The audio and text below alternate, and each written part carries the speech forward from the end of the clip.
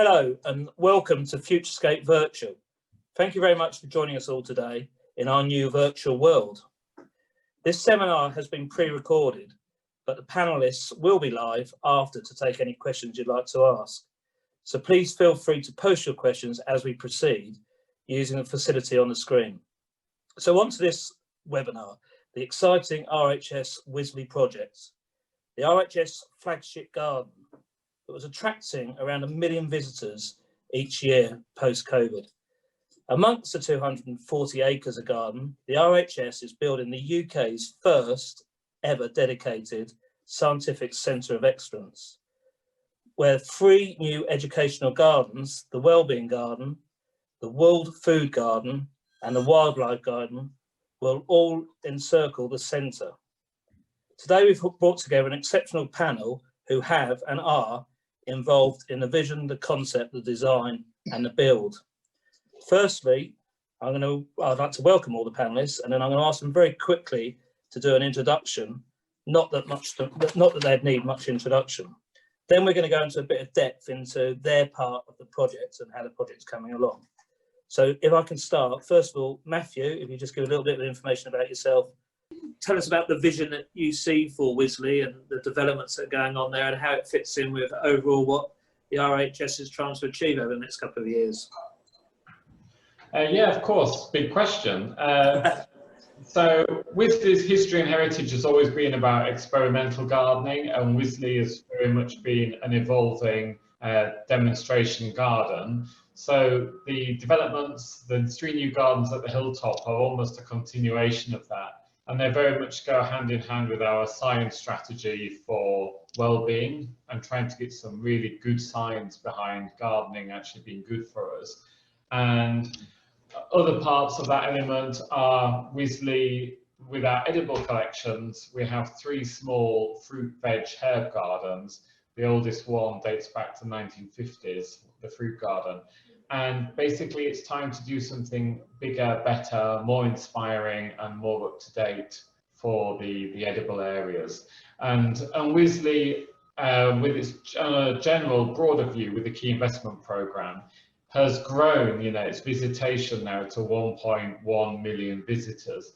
And while it's a really big site, and even on a busy day in the garden, it never feels that busy, all the actual infrastructure before was really starting to creak. So, the old garden entrance was a bit of a bun fight when you came in. You had to queue for the loo, queue for a coffee, a lot of things didn't quite work with that. So really the site's getting some much needed love and an update, and we're spending a lot of money on horticulture too. So it's really, really exciting time to be part of the RHS, really. Well, what do you think of the plans for the gardens? What's your thoughts on, will they deliver what you are hoping they'll deliver? Are you excited about the way they're progressing? Yeah, very much so. So for me as curator, when we're developing an area or changing an area, I always say, how is it different from what we have and how can it offer something new? So, we've never had anything like the Wellbeing Garden.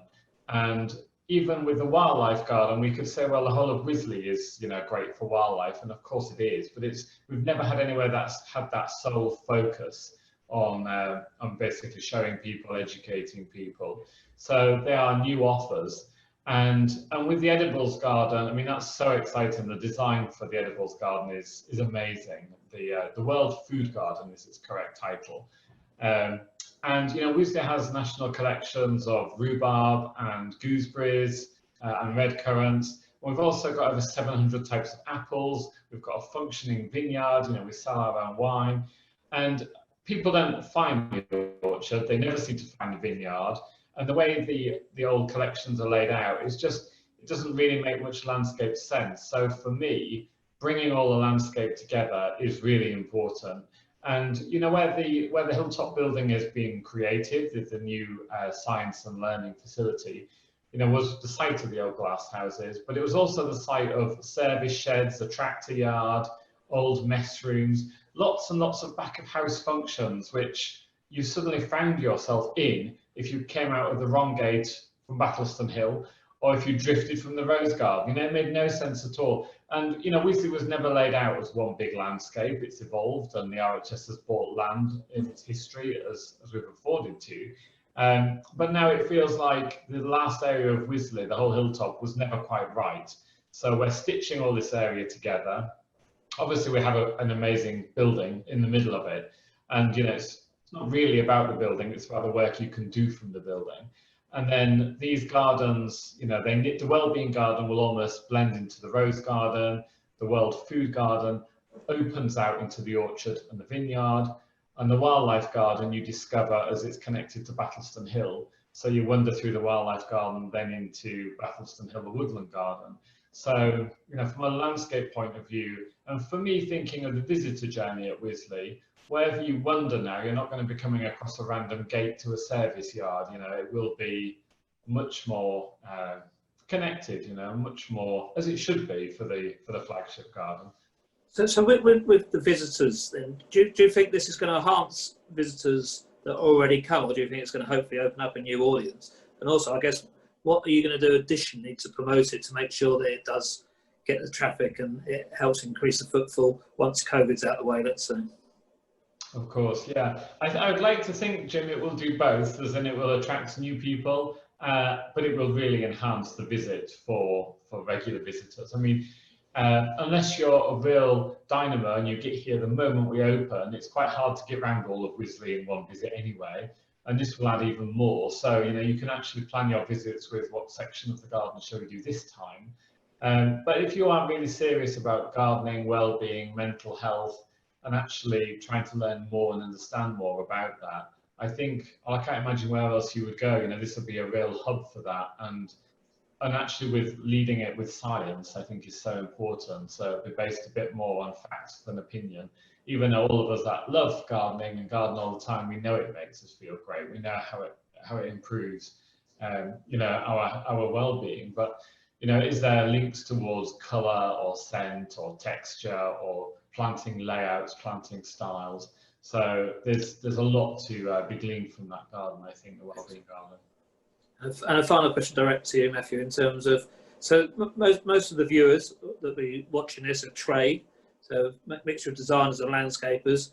What would you say you need to come and see this because of? What's the thing that you think would pull those people to Wisley again?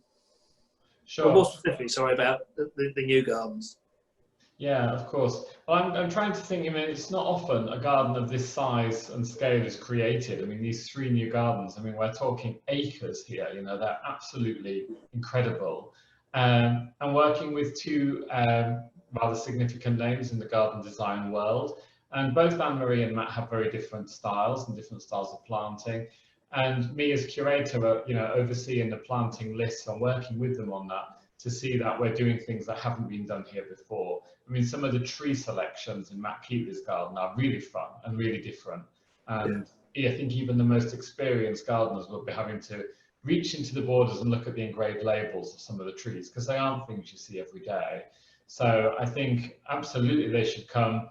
And hopefully, I think that the Wellbeing Garden will help everybody learn more about that. Because, we're not saying we're the experts in it, we're saying we need to know more. And Wisley, as the central experimental garden, will help us with that. Excellent.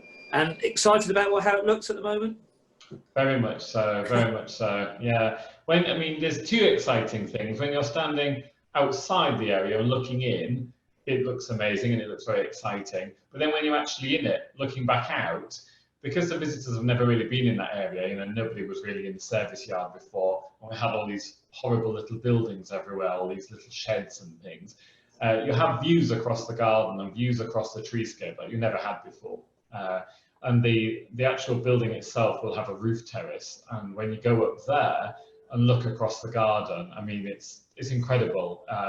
I wouldn't say I was a particularly emotional person, but if I was ever going to be tearful, it was at that point when I was up in the building not so long ago and looking across this view which took in the Wellbeing Garden, the Exotic Garden, the top of the mixed borders, and then down to the big laboratory with all the old chimneys and everything.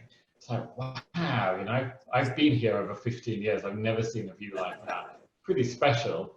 Yeah. Okay, Mark, would you just do a quick introduction?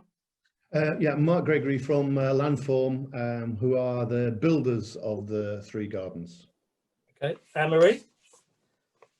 I'm Ann-Marie Powell, Ann-Marie Powell Gardens, and myself and my team, we've been designing and working on the World Food Garden and the Wildlife Garden for 3.5 years now, I think. Excellent. Matt? I'm Matt Keightley from Rosebank, and I've designed the Wellbeing Garden at the front of the building. Excellent. And then Alistair, if you do a quick introduction and then actually talk a bit more about the centre and where it's going to be used, how it's going to be used, and what you see the vision for it. Yeah, so I'm Alistair Griffiths. I'm the Director of Science and Collections at the RHS, and I've been working on this project for the last 7 years. I think what this is going to do, this project, is really put horticulture and horticultural science on the map. It's going to strengthen the fact that we are the gardening capital of the world, and we need to maintain that. So, but through horticultural science and learning, and through sharing that knowledge, it's going to be critical. And the gardens that sort of wrap around that building are kind of the fundamental building blocks of the whole aspect of environmental resilience and well-being for society as a whole. A little bit more. How does the gardens interlinked with the centre itself? Then how's it going to sort of flow into each other and link into each other?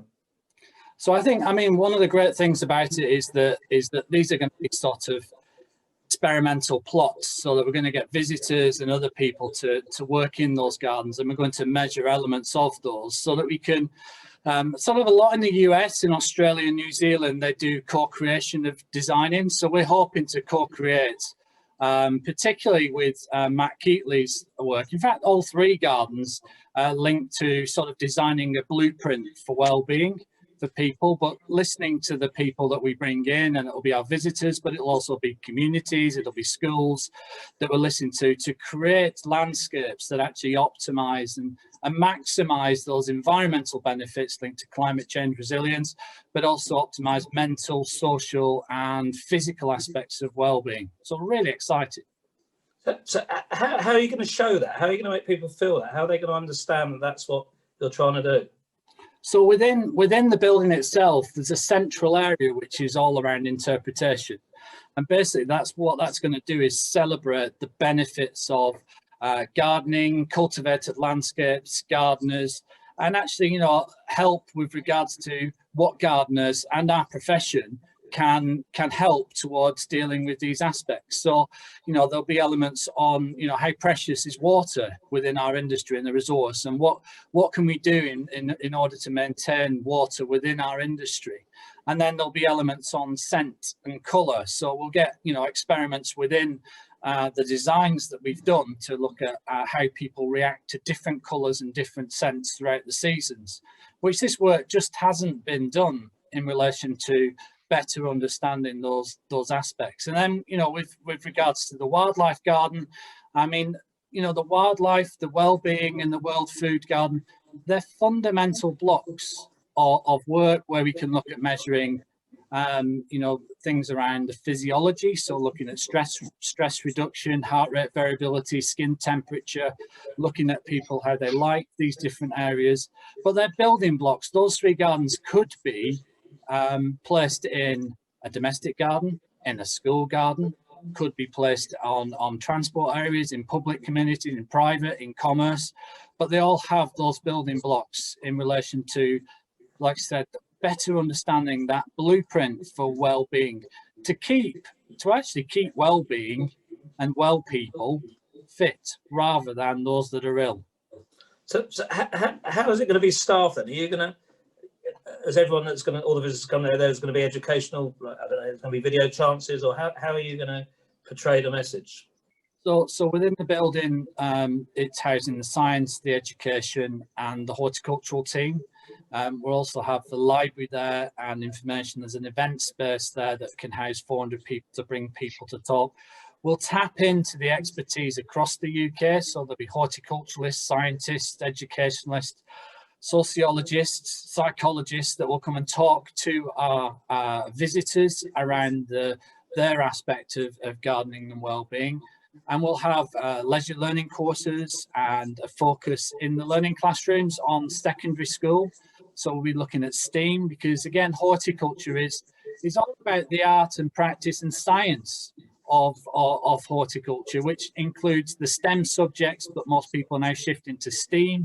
I think horticulture with STEAM, the A is the art element. I think it really ties into all those aspects. So, and the scientists within there, so we'll have 3 new laboratories where we'll have scientific research that will focus really on things around optimizing the 400,000 garden plants we have in this country for health and environmental, understanding which ones are best for which areas, pests and diseases, looking at the challenges of those and helping to find tools for biosecurity, and climate change and the resilience and adaptation and mitigation that, again, our industry can really get behind and really help with regards to delivering some of these policy aspects.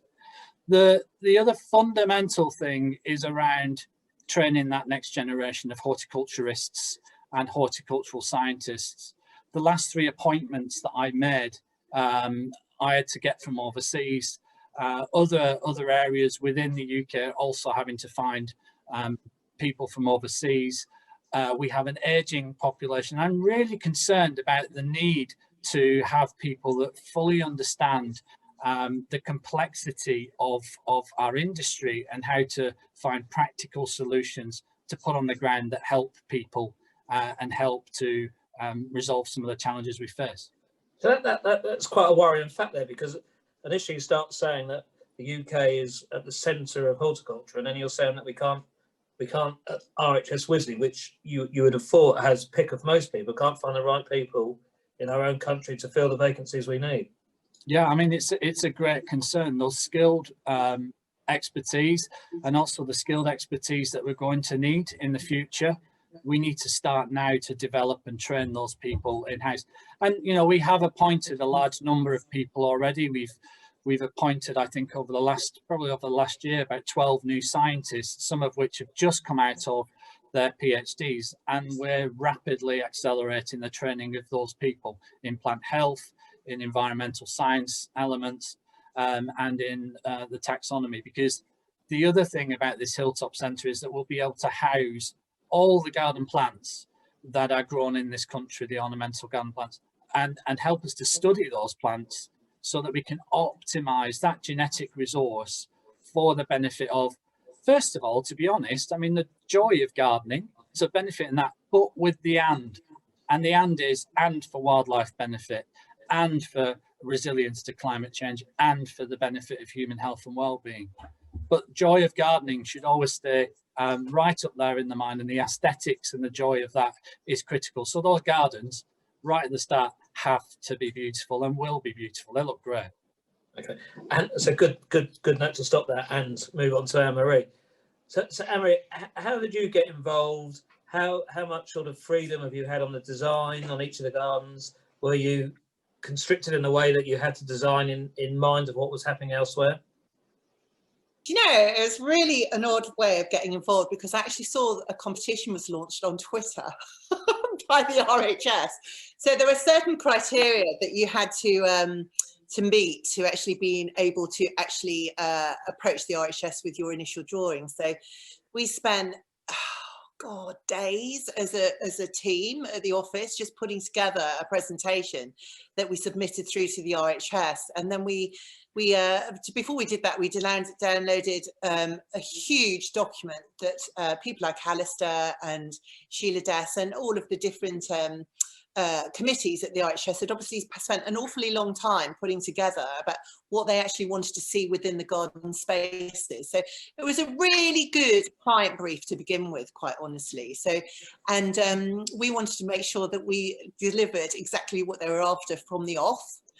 So it was great to have that. And then so we started designing. We had, I think, about a month to actually kind of get our submission into them. And when it came to the World Food Garden came really quite easily in many ways, but the Wildlife Garden I had a complete mental block about. And we're actually, as a team, over in Bergamo at the Landscape Conference over there in Italy. And it suddenly came to me that I should design it, you know, of wildlife and for wildlife. So I suddenly thought I'd start looking at the entomology of bee structure. So everybody else went off to look at some gorgeous nurseries, and I stayed in our digs for 2 days just drawing it up.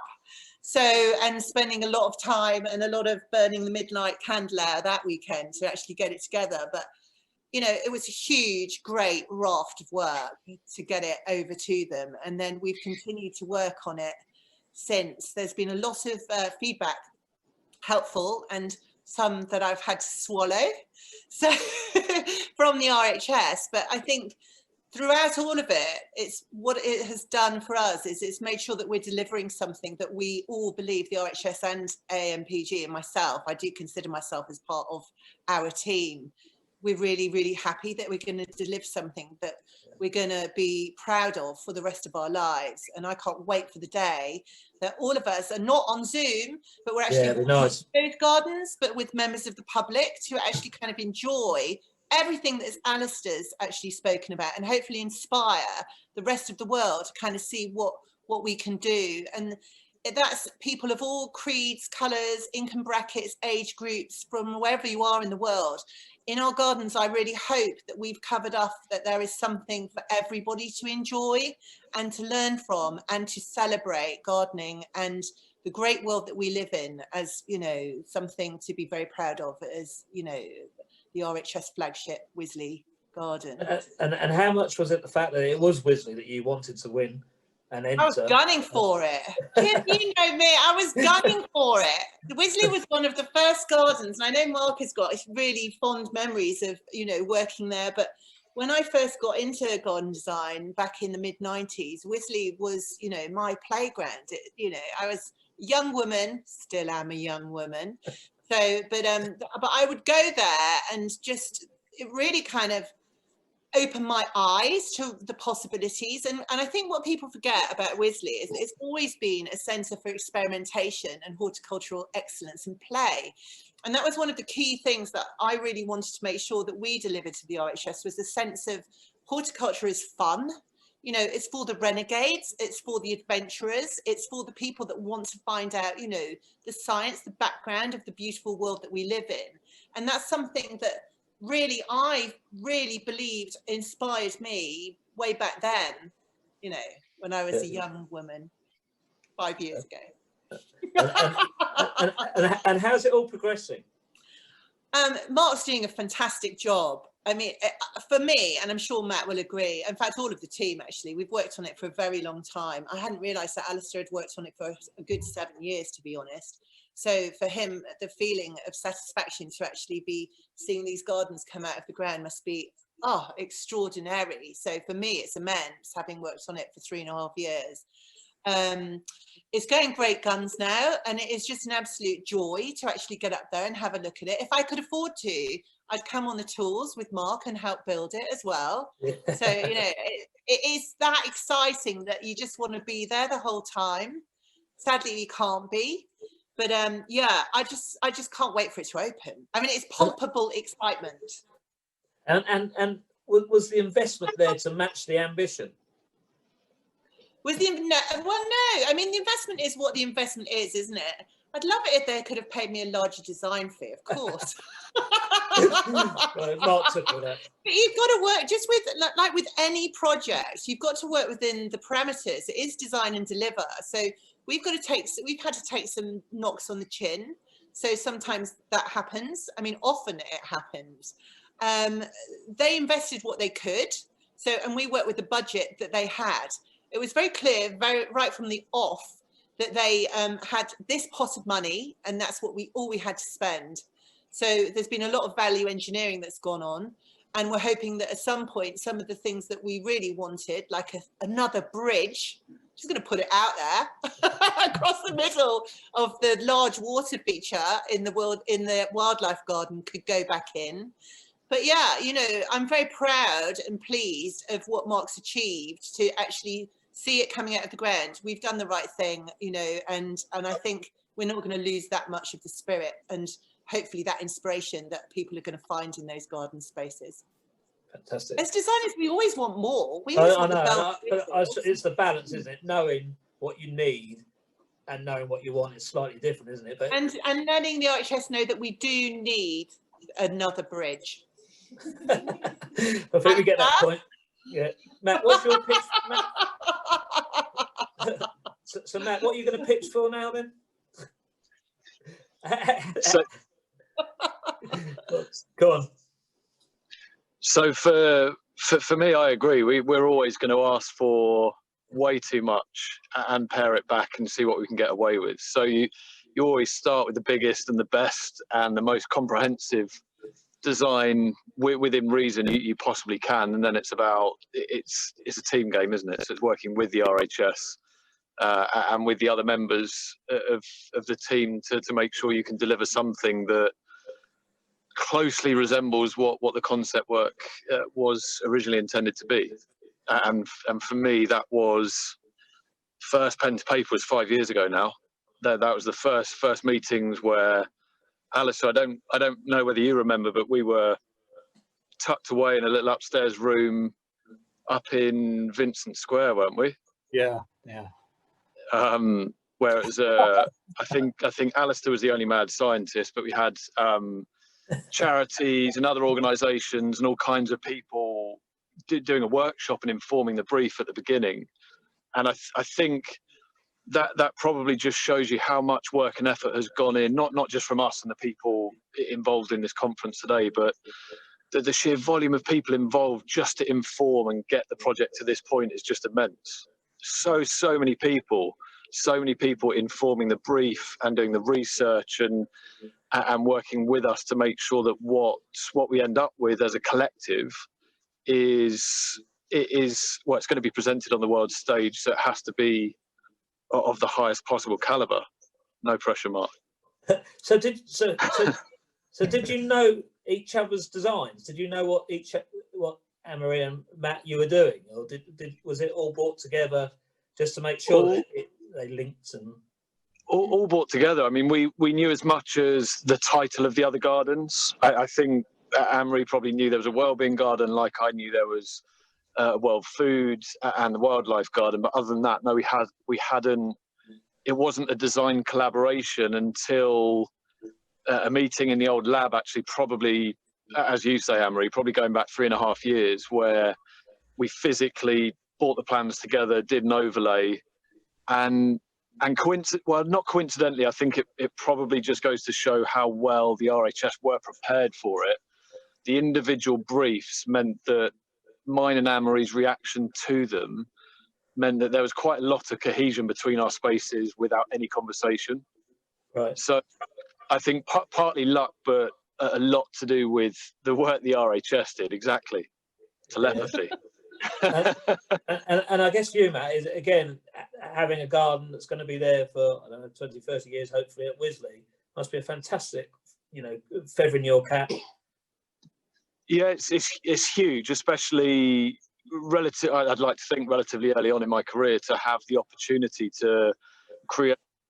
I think we can probably regard them as legacy spaces, because the hope is they are there for 30, 40, 50, another 100 years of Wisley. And as Ann-Marie picked up on, Wisley's, it was founded and started as one big experimentation ground. And that's what's quite nice. We're creating contemporary spaces and trying to illustrate and indicate how gardens can benefit people, but they're still using them as a test facility. And picking up on Alistair's point, it's mad what they intend to do with it. They're going to plug people into monitors and read how the body reacts to certain parts of the garden. And it sounds very futuristic and out there, but ultimately the goal is to collect tangible results and readings from people and how they react, with the intention of being able to more meaningfully socially prescribe. And that's not just for the wellbeing garden, but for all the other spaces. So that, and I think it's probably never been more relevant that we try and ease the burden of the NHS and improve wellbeing and health and all the rest of it. If it can be as simple as, well, 5 years of results at Wisley showed that if you walk through a garden that has a high intensity of rosemary, then you reduce anxiety. Well, that's incredible. If we've got fact and figures because of what we've done, it truly is an honour to be part of it. And so nice to see it come to life after all these years. It's amazing.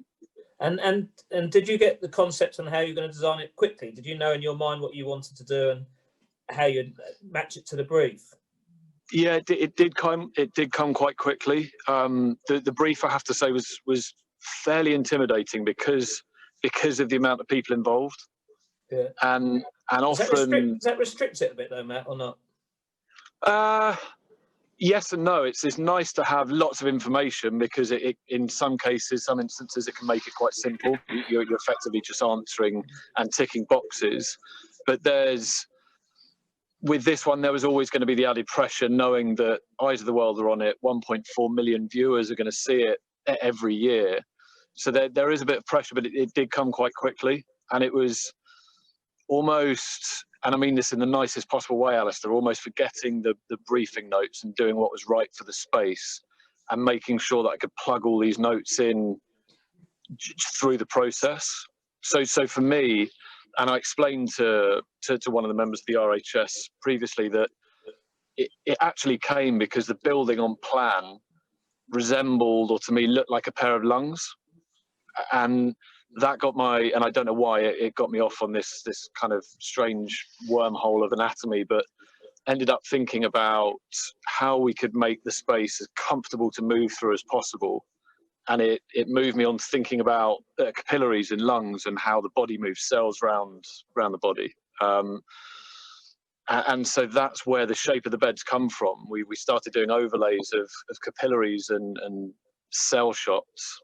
And it made sense that we ended up with this fairly organic formed space, and then a series of garden rooms within it.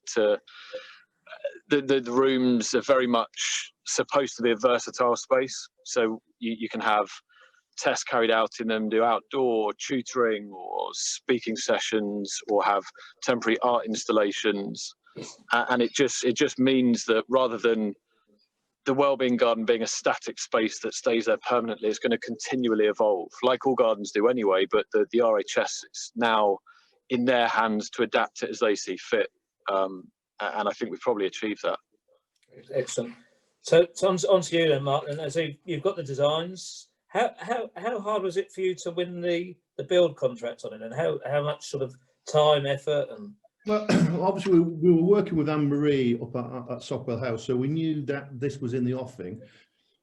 Geographically, it's only 5 miles from our office, and it was a really kind of strategic move. We were going into a change of government. We knew that the RHS are good for the money. We knew that it's on a hill. It takes us over through 2 winters. It gets us through that Brexit kind of uncertainty. There was lots of reasons why it was a nice to have contract, and I think we put a very, very good bid together. That said, it wasn't an easy job to win. I was called to a meeting with the Director General for tea down in the old building, and it was a very informal look in the eye, and and obviously I go back a long way with the RHS, and they know obviously what I'm capable of building in 18 days at Chelsea, but this was obviously a big contract. But I suppose probably the most intimidating thing was just before Christmas, I had to go up to the kind of mothership by Vincent Square to the key performance investment panel, which it was in the old panel room, and I actually was with my competitor in the lift. And we had to pitch to this panel in 10 minutes why we were the right people to get this garden. It was scored. It was scored on financial ability to deliver, on resources, on everything that you would expect. So they didn't just rubber stamp it because they kind of know me. And I suppose, getting actually the contract was a massive feather in a cap, and it was like a real...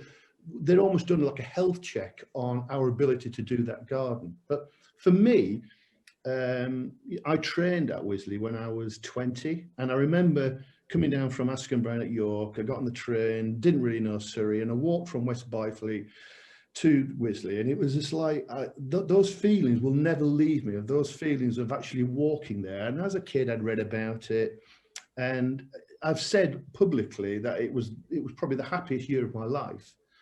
work life, and I was like a sponge at Wisley. I just absolutely loved it. And so it's kind of it's in me really. And you know, so to start your career at Wisley, and I'm in the twilight of my, you know, I'm in the kind of doubtage, and we're kind of looking at the kind of door, and to actually do something that's a legacy project for two designers that, you know, I admire and respect. Yeah, it was great. I mean, you know, but we looked at it from a commercial point of view. You know, it was a sizable contract. Lots of ads and emits, lots of value engineering, a lot of diligence from Rudy and commercial side and estimating to get across the line. And it wasn't, I wouldn't say, an easy job for us to win at all. So you worked previously with Ann-Marie. Had you worked with Matt in the past? No, but I know Matt. You know, we know through Chelsea, and you know, I like his practice. I like his work, and I like him as a person. I thought, well, you know, for us, and as I said, that journey so far is been great. I mean, genuinely, I'm not forced to say that, but it genuinely has been really, really lovely. And the team, the RHS team, and the whole process, it's been interesting. I mean, it's a massive management team. It's a huge building. There's a lot of professional consultants. You know, the first few weeks was quite a bit of posturing how we were to work with them, like there is on all contracts. And then obviously the COVID, you know, has been interesting. I think when I spoke to you, Jim, at the beginning of this, we were there. I was actually running that site. And because my manager said, look, I don't think we should be here. We should be at home saving lives. And so fine. So I picked up the baton and sat on that contract for about 7 weeks, because I felt that was the right thing to do. Osborne's, who are the main contractor, have been fantastic, but they are a very, very big main contractor. We've stepped our presence. We didn't want to be the poor relation on site. So the way that we've conducted ourselves and the health and safety, we've stepped our game up, I suppose. They are behind. They had COVID issues, so the building is in delay.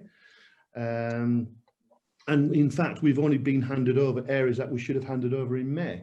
So we've had to work out a sequence. So Matt Keightley's wellbeing garden is slightly behind, whereas Ann-Marie's wildlife garden is you know, will be finished within weeks.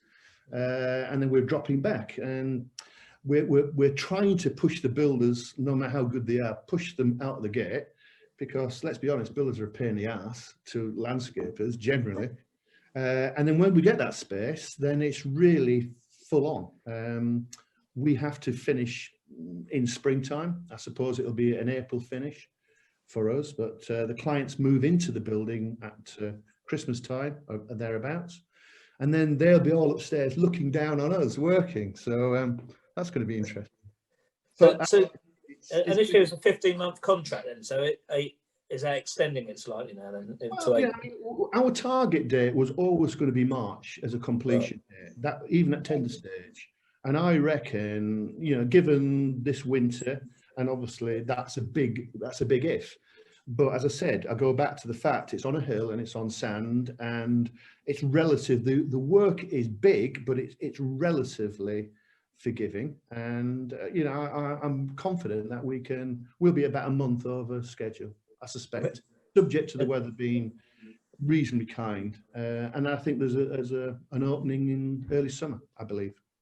And in terms of sort of the materials and any of the complexity of any of the build, Mark, anything that's challenging you or challenging your team? Well, I mean, obviously, the Matt Keightley's, you know, he's got a signature kind of call them walnut whips, and they're just these convoluted shapes. And that's, you know, they're being a bit of a head scratch, but, you know, you need a head scratch on a job. You really do. And as I said, this COVID issue, it spooked a little bit, and we lost momentum, absolutely for sure. So the summer where we should have been really steaming, we were down to probably 4 or 5 guys on site, where we should have had at least 4 times that amount. And one of the issues is there's that many stakeholders. So for us as a contractor, you've got the donors, you've got the RHS who are guiding donors down and still fundraising from this. So we have to you know, obviously be mindful of that. But also it's the tutorial team, the gardeners, who are stakeholders, and the gardeners, being gardeners, don't necessarily understand the construction process and how complex that can be. And decisions have to go up the line. So they're trying to plant. And we say, well, we can't give you those spaces because we're still waiting on drawings, or we're still waiting on design decisions. So there's been, you know, and what would normally have happened if it hadn't been for COVID, we would have had a barbecue, we would have had wine and cheese, we'd all get together, invite everybody, and you kind of break down some of those across the whole thing, all the RHS and the consultants team, and you have a bit of banter. And none of us have been allowed to do that. So, you know, you're relying on communication, which is quite, you know, it's a very, very big amount of communication. And you just hope that all those stakeholders, and I think Matt said it, it's about the end. It's about the, you know, not about the bumps in the road. It's about what we're left at the end.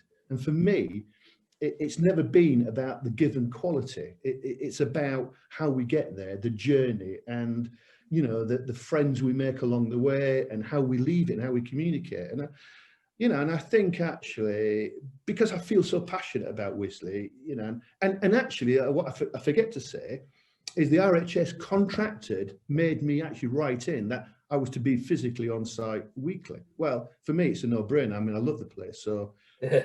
But actually they made me kind of sign to commit to be, and I'm glad I did that, you know, and it's a really positive thing. It's a lovely space. And what's great for me is that when Anne-Marie and Matt come, they, you know, they see the changes, and because they're not down all the time.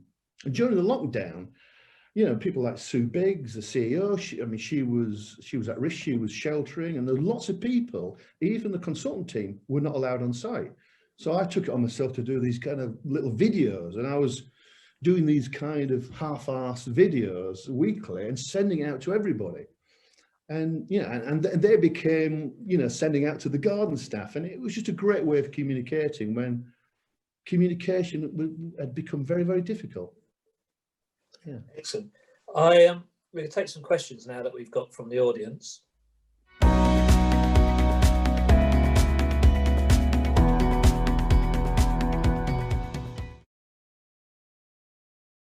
Give it a few seconds.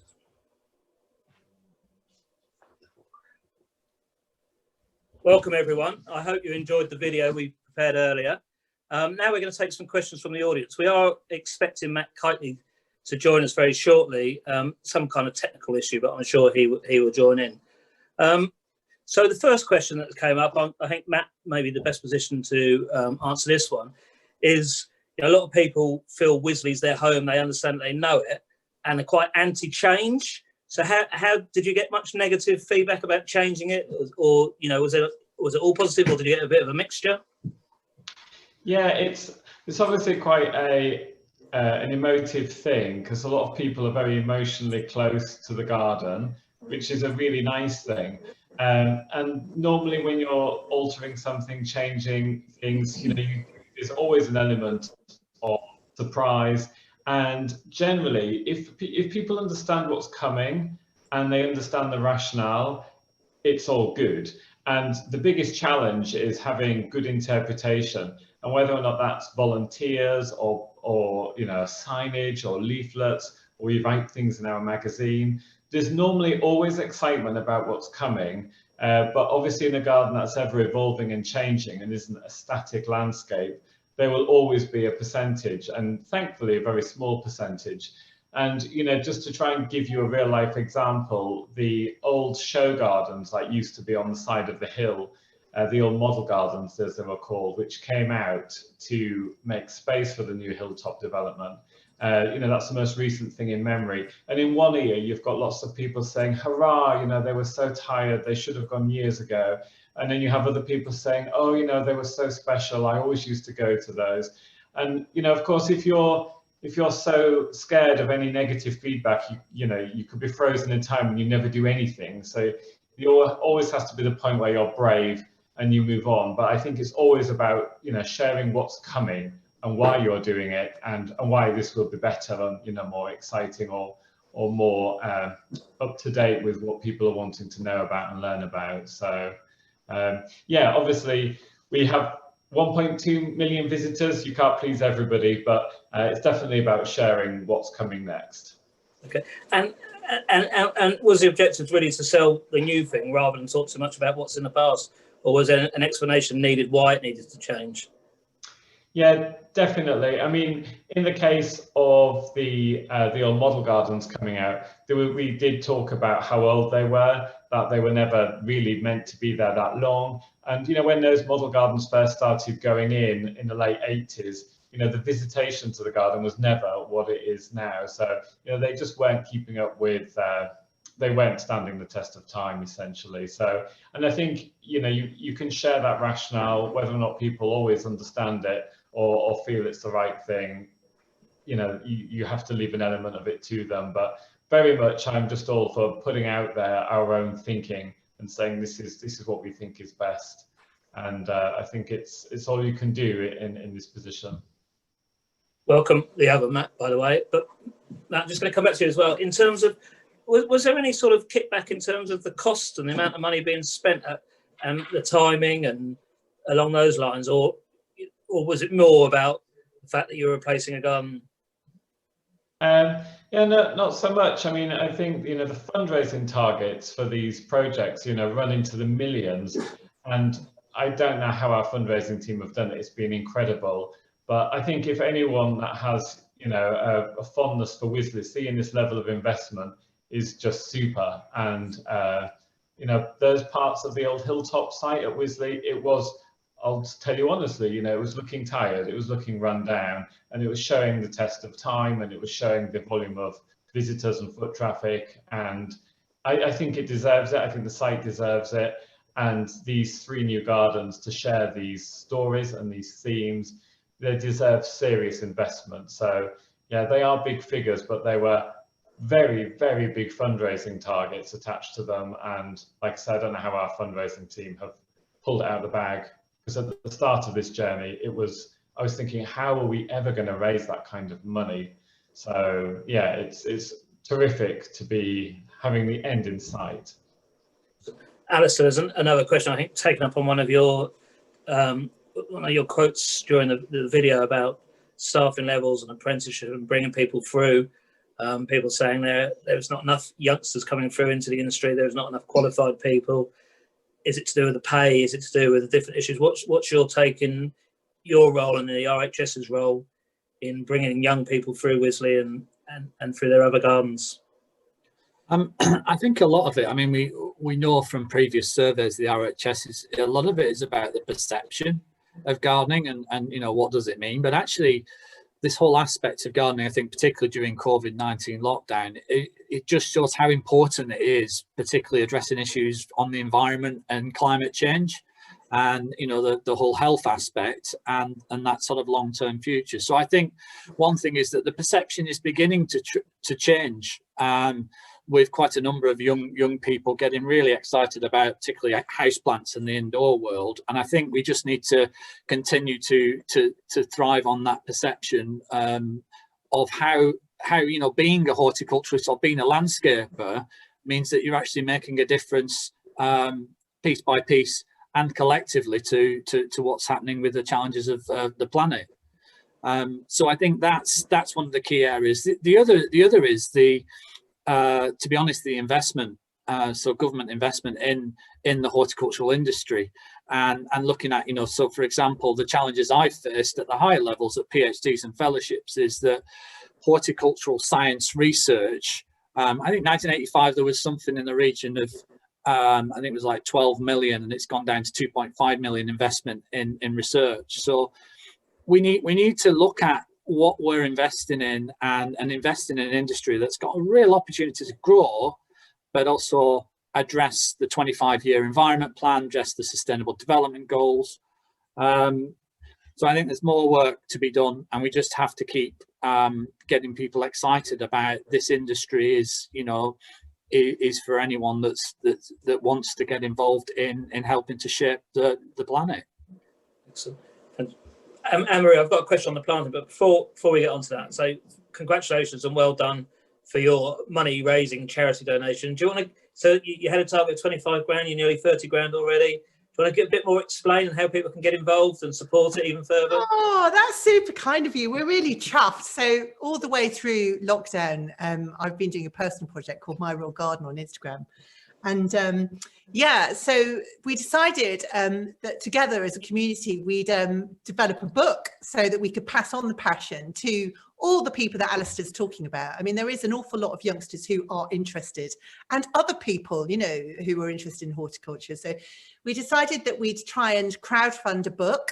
So, and a lot of the profits are going to go to Greenfingers charity, a charity that I know that loads of people here and all of you guys there are very fond of, who fundraise to build gardens in children's hospices. So yeah, just last week we hit our publishing target, which is £26,000, and we're just shy of 31 grand at the moment. Which means, yeah, we're going to be able to hand over a cheque to Greenfingers before the book is even published.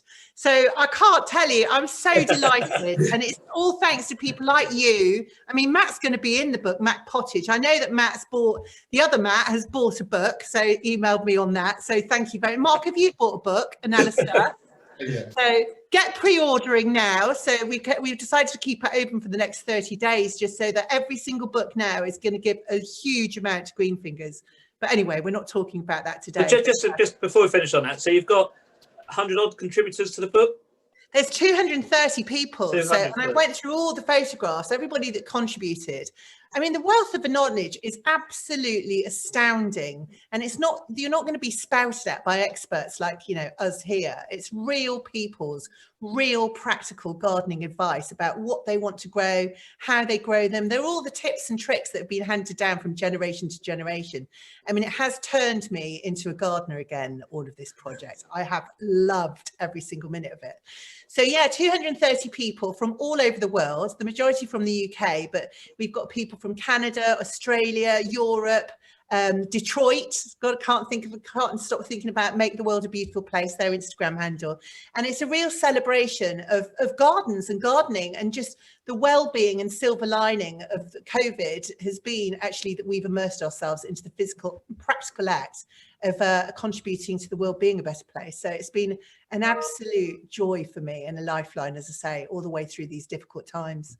Oh, well done. So pre-order now, and the book's out in March. Yeah, go to Indiegogo and just search for My Real Garden, and there's a little video on there and a little bit of talk and chat about what we're trying to do, and any pre-orders would be so gratefully received. So as I say, we've got the money to publish, and now a large chunk of every single book is going to go to Greenfingers Direct, helping enhance the lives of people and families with life-limited children. What could be better? Fantastic. Now back to the question. So the wildlife garden and the planting, how much of the efforts and focus is on British plants, and how much is it on pollinating plants? Well, there's a real mix of the two. So, and as you know, the industry for years we've had a debate about what contributes the best plant for pollinators and what brings the most wildlife in. So what we've done with our plant selections, and we love plants here, and colour and colourful plants and plants for wildlife at AMPG, is we've selected the very best. So the plants that have the longest season of interest. It's not just about flower, it's about seed heads, it's about habitat. And there's a big mix. I'd say there were more non-native plants than native. So, but you know, there is a terrific mix of the two blending together into a harmonious environment, which will actually help support wildlife and actually create a hub for them to bounce across into other separate gardens. We've also got these pollinators bars as well, where we've produced the ones that are the most sort of supportive, we believe, for wildlife, so that you can exactly copy the mix of plants in these wildlife nectar bars in your own garden, on your balcony, on your roof terrace, in your front garden. And what it will do is it will mean that wildlife can literally bounce through corridors. And I always think that the personal is political. So the more plants you grow, the more you're helping the whole of the nation come together and provide habitat for pollinators and wildlife across the country. It's a really tremendous privilege to be able to work on this. Excellent. So Mark, there's a question for you on the build on a large construction site. How do you balance getting all the different things at the right time, and if something's slow and held back, how do you sort of manage that all in one go? I mean, obviously this year has been particularly difficult. The COVID situation has meant the brakes have had to come on. The building was in delay. You know, the isolation and the cladding meant that we couldn't get areas released. We've had to work out a sync. So the wildlife garden has advanced. The wellbeing garden now should have been finished by now, but we're pushing to the line. It'll be finished just before Christmas. And then we start the World Food Garden, just about doing the setting out now. We start at the end of the month. It's been a challenge, for everybody. You know, working at Wisley during, I mean, we had a site manager who felt he should be working at home and saving lives, and the site was basically dormant. So I personally ran the site for 8 weeks. And being at Wisley with no gardeners, no visitors, hardly any staff, all the consultants were banned from staff. It was a surreal experience. So it's not been without challenge, but it's going really, really good. A lot of stakeholders. So from a client point of view, it's a big management team and consultants and stakeholders, all the tutorial team, and then key investors and you know, various people. You know, so we've been looked at from lots of different angles, and lots of people, you know, are interested from their own aspects, and we've got to basically pull it together. But I have to say, it's a dream job. It's a dream job for us, and you know, we've gone through the worst of what's coming. We've got to get through this next winter and deliver it with the garden team, so it's planted for the visitors to view. But it's going to be an amazing space. So Mark, do you look at it as one site, or do you look at it as 3 different sites? Well, contractually there are 3 different target dates, 3 different completion dates. So yes, they are, but they're all running in sync. You know, as I said, the wellbeing garden is in delay because the building's only just been handed over to us. The wildlife garden will be finished pretty much by the end of December. So I mean, we're treating it as one package. We're only as good as the last bit. And it's, as I said to you, Matt Pottage, it's the journey. You know, the quality will be a given. It's how we get from A to B and hand it over in a timely fashion. But, you know, for me, it's 4 or 5 miles from our office. You know, I'm down there at least once, twice a week. You know, and it's been built with a bit of passion as well. So no, we're just loving the experience. It's a relatively simple, considering the day job, it's a relatively simple, it's just big. It's just big and complex. So, I think, so Matt, can I just say, I don't think Yeah. people kind of really understand the size of the site. I think it's a real surprise. Don't you guys think as well? It's massive. I mean, the 3 gardens together, they are huge, great big spaces, aren't they? So it's going to be something that's really wonderful, I think, to have people actually walk the site and enjoy it when it's actually open after all this work. and so when will people be able to do that? Alistair? So I'm going to leave it that it's going to be looking at fully open in the summer 2020. That's good. I thought you weren't going to put a year then. I thought you were going to say the summer. So the summer 2021. But we're really excited. I mean, thanks to all the hard work that Mark and the team here have done. We've really progressed exceptionally well, and it is going to be phenomenal. So we'll look forward to welcoming people. It's going to be amazing. Will you wait for all 3 gardens to be built before opening them, or can you do one at a time? I think there's conversations about that, and I think we're still not fully there about whether we'll open all 3 of them all together, or whether we have say the wellbeing garden and the wildlife garden open, and maybe the World Food Garden a bit later on. But yeah, you'll just have to wait and see, I guess. It'll all be revealed. So there's a couple more questions before I'm going to come back to you all and ask you to tell the audience why they need to go and have a look. But the first question is about the RHS collaborating with other colleges. Is that happening? Is that something you're encouraging? Certainly, I mean, I can talk about from a university perspective. So over the last 7 years that I've been at the RHS, we've moved from 2 universities to 16 universities in collaboration. So we're tapping into the strength across that site, and I know that the Sue Moss, who's sort of head of education, is working with specific colleges, and again looking towards building and developing those aspects. I've just been told that unlike in the real world, we can carry on this digital world, they actually cut us off in 9 minutes. So I am going to have to go very quickly. The other thing is about sustainability. How's that been managed across the site, and how's that working? I'm not sure who's best on that. I feel Matt should have a say. How are you considering sustainability, Matt, in your design garden? Oh, is he frozen? Oh, no. Can you hear me, Jim? Yeah. Can you hear us okay? Have you got me? Yeah, I've got you. So in terms of sustainability generally across the project, there was a massive exercise of cut and fill and making sure that as much spoil as possible remained on site. In other words, given, for example, Ann-Marie's massive cut for the ponds, that then got moved and transported just around the corner to form the bund, and much the same in our garden, wherever there was cut, we were trying to keep it in as close proximity to the build site as possible. So as a very last resort, and I'm not actually sure if any left Wisley generally, but zero muck away. So in terms of that impact, when it comes to construction, that's a huge deal when bearing in mind sustainability. Also in the plant procurement, for our garden, and I think Ann-Marie's as well, as many plants and species off our initial list as were possible, they were lifted and split from the existing population at Wisley. So limiting the amount of plants that came in wherever possible.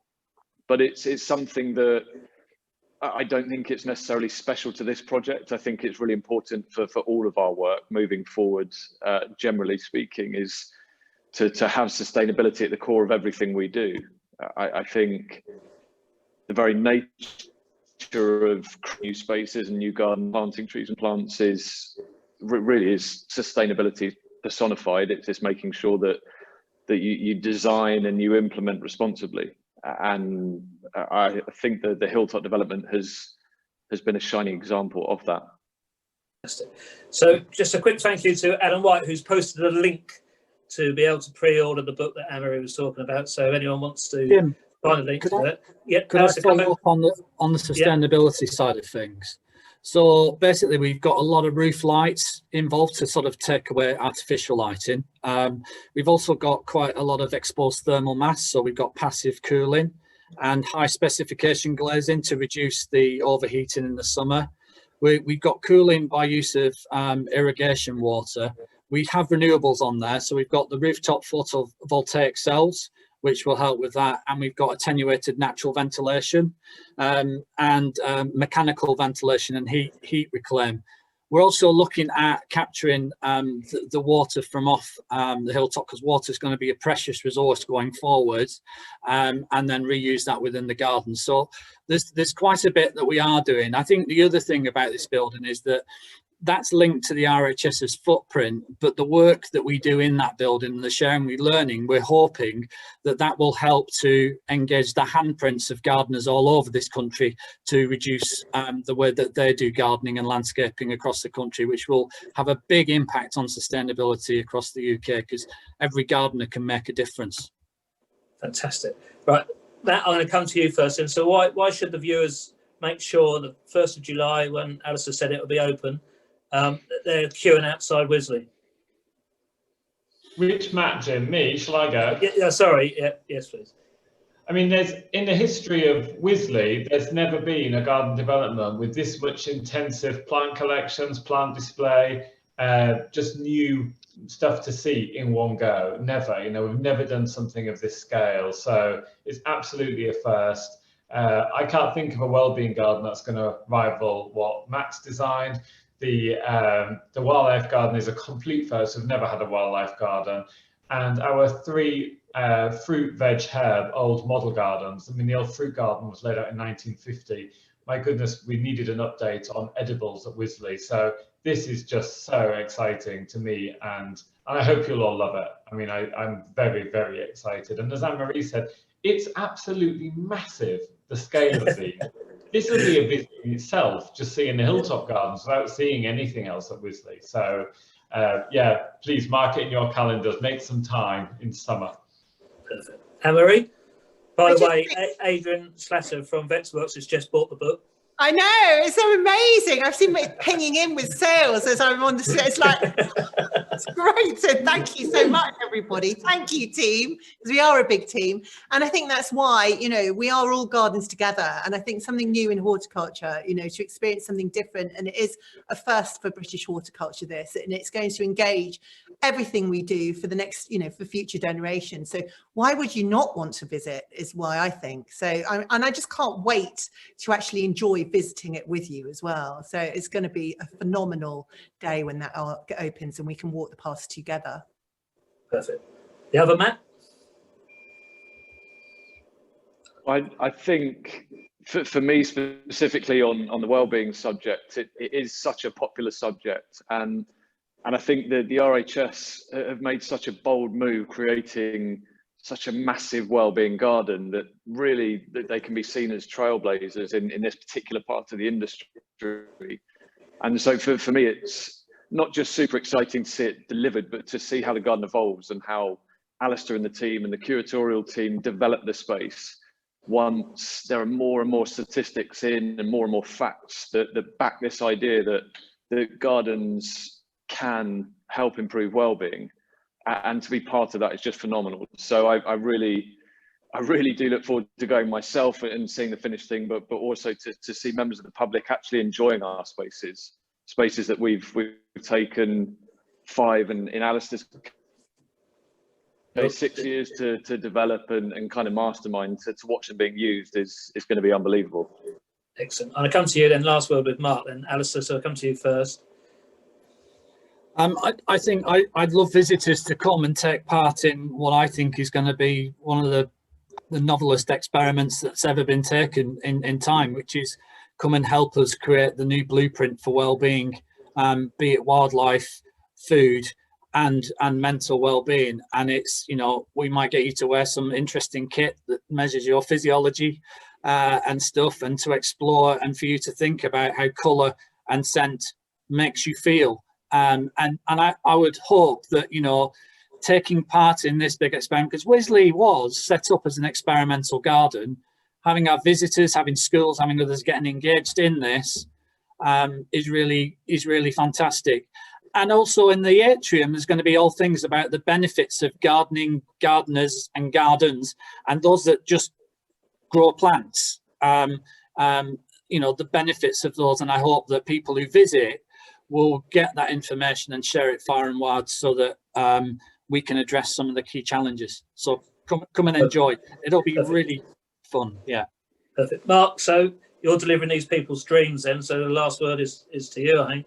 It's almost a sod's law. It's a landscaper who's the last man standing. So the keys are given to the RHS, this brand new shiny building, and I've got to pull it together. I'm kind of feeling the pressure, but you can do it. It's I just think it's actually being in it and seeing it evolve, the space, you know, just how the design works. It's just a great feeling. And I think for the visitor to Wisley, they'll just get a completely different dimension on an area that wasn't really, it was a bit of a backwater. Now it's going to be as much as the heart of the garden. It's just so much to discover within that, in the spaces. And apparently they're going to unveil a bust of me, a bronze bust of me somewhere in the space. It's been valued engineered out, Mark. Sorry about that. Yeah,